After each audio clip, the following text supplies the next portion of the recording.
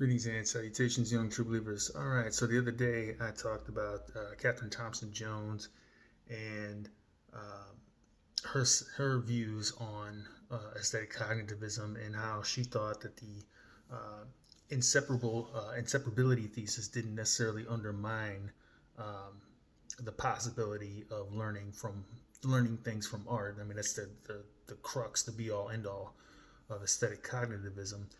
As a matter of fact, what is crucial to Thomson-Jones' account is that the inseparability thesis is not a barrier to learning things from art. And remember, the inseparability thesis has to do with the inseparability of form and content, right?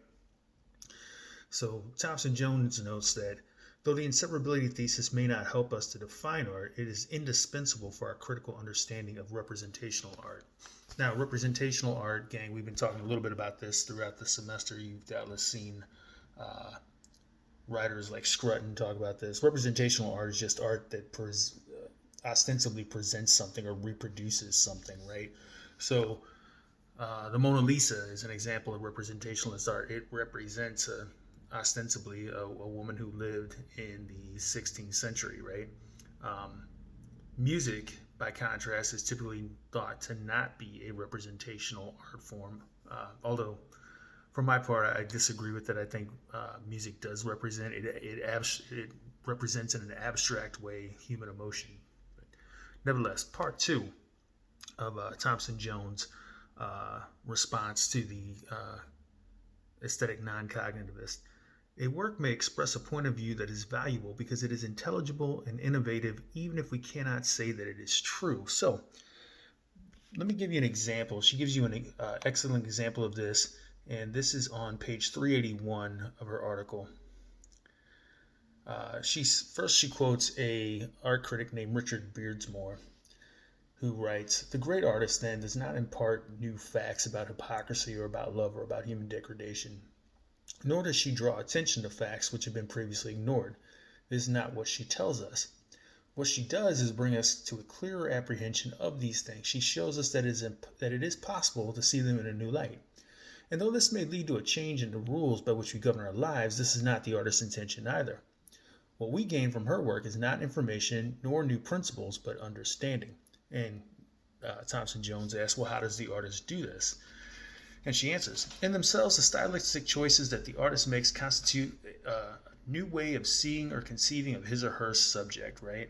So she goes on to use an example from a Charles Dickens novel, Martin Chuzzlewit, in which Dickens describes a character, a reverend named Pecksniff, who we don't, as Thomson-Jones characterized it, we don't see hypocrites in Pecksniff as much as we see Pecksniff in hypocrites. And that was Dickens' intention, right? So she goes on, she elaborates. "The way Dickens develops the character of Reverend Pecksniff in Martin Chuzzlewit, Dickens suggests a new way of recognizing and assessing hypocrisy in individuals. The important point to note here is that we do not just look for real-life hypocrites in the Reverend Pecksniff, drawing on our background knowledge of the world in the process of interpretation." Now, really quickly, gang, background knowledge or background information, you're taking a critical thinking class, you'll be familiar with this term.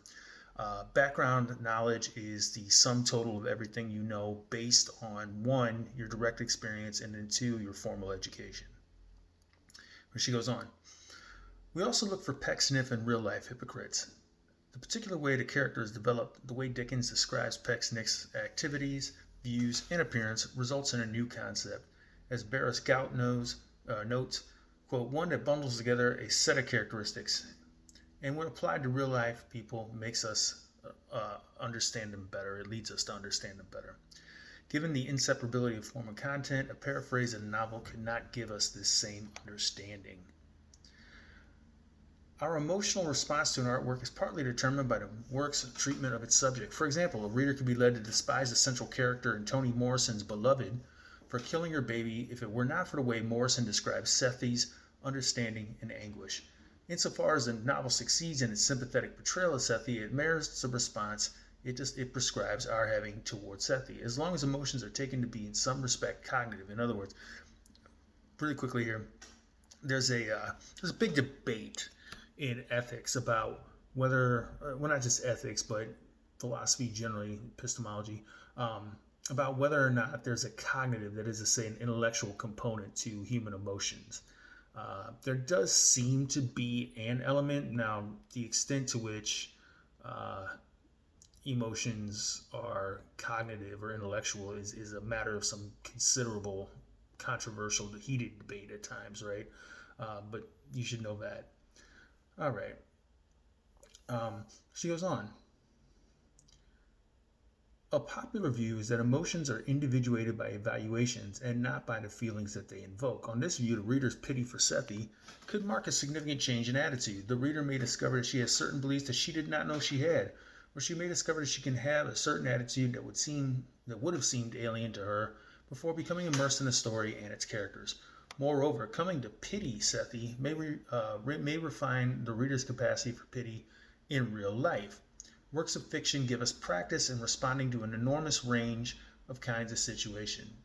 This helps us become better at detecting the significant features of a particular situation in comparison with other similar situations so that we can respond more appropriately. In other words, it's a kind of argument from analogy, right? You read a fictional account of someone dealing with a tense or controversial or what I want to say here, a moral dilemma, right? Something that a moral situation in which it is not at all clear what the best course of action is, right? But anyway, you read an account like that, and it gives you insight into how you should respond going forward in a similar situation, right? Arguments from analogy, gang, I cannot again emphasize this enough. Get comfortable with arguments from analogy because you're going to see them everywhere. You're going to see them in science, law, philosophy. They help to provide understanding of the unfamiliar in terms of the familiar. That's why they're so widespread and so indispensable. Um, but again, this all serves to drive home the point that the twofold point that Thomson-Jones wants to make. Form and content, even if inseparable, does not prevent a barrier. It does not provide an obstacle to our learning from art. And two, what we learn from art are, among other things, and I gave you the example of the cave lion painting that gave paleontologists the knowledge that the male European lion had a mane.